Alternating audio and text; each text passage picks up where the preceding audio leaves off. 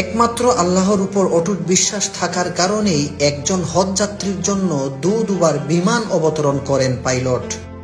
লিবিয়ার দক্ষিণাঞ্চলের এক নির্ভীক যুবক আমের মাহদি চলতি বছরের হজ পালনের উদ্দেশ্যে রওনা দিয়েছিলেন সৌদি আরবের দিকে, কিন্তু যাত্রা শুরুর মুহূর্তেই ঘটে গেল এক অবিশ্বাস্য ঘটনা। এ ঘটনা ইখলাস ও আল্লাহর কুদরতের জীবন্ত দৃষ্টান্ত হয়ে উঠেছে। ইতিমধ্যেই সামাজিক যোগাযোগ মাধ্যমে আলোচনার কেন্দ্রবিন্দুতে পরিণত হয়েছে এ অলৌকিক ঘটনা। 3 দিন আগের ঘটনা। ঘড়ির কাঁটায় ঠিক 12টা, দুপুরের হজ ফ্লাইটের নির্ধারিত সময়। আমের ছিলেন তার দলের সর্বশেষ হাজি, যিনি মিশর হয়ে সৌদি যাওয়ার জন্য ট্রিপলি বিমানবন্দরে পৌঁছান। কিন্তু এয়ারপোর্টে পৌঁছানোর পরেই নিরাপত্তা কর্মকর্তা তাকে জানান তার পাসপোর্ট সংক্রান্ত একটি সিকিউরিটি ইস্যু দেখা দিয়েছে, যার কারণে তিনি প্লেনে উঠতে পারবেন না। বাকিরা সবাই বোর্ডিং শেষ করে প্লেনে উঠতে থাকেন, আর আমের আল্লাহর উপর বিশ্বাস করে একা বসে থাকেন অজানা এক পরিণতির অপেক্ষায়।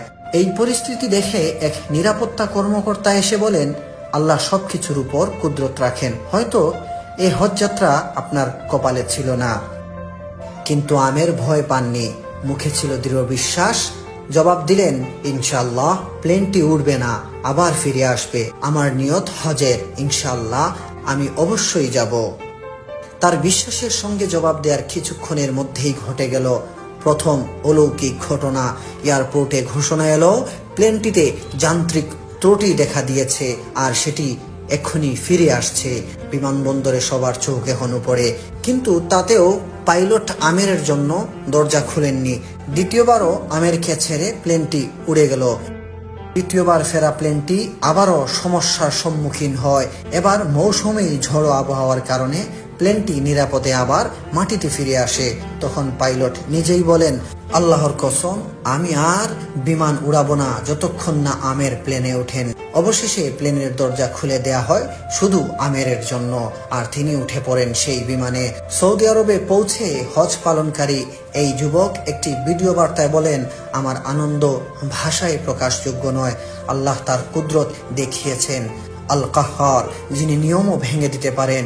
ঘটনাটি কেবল একটি ভ্রমণ কাহিনী নয়, বরং আল্লাহর একটি গুণবাচক নাম আল কাহ্হারের প্রকাশ। তিনি চাইলে সব রেওয়াজ, নিয়ম, নিরাপত্তা, এমনকি আবহাওয়াকেও পরাভূত করতে পারেন, কেবল একজন বান্দার পবিত্র নিয়ত ও অটল ঈমানের জন্য। সুপ্রিয় দর্শক, এই ঘটনাটি দেখার পর আপনার কাছে কেমন লেগেছে অবশ্যই কমেন্টে জানাতে ভুলবেন না, এবং ভিডিওটি শেয়ার করে ছড়িয়ে দিন অন্য কেউ দেখার জন্য।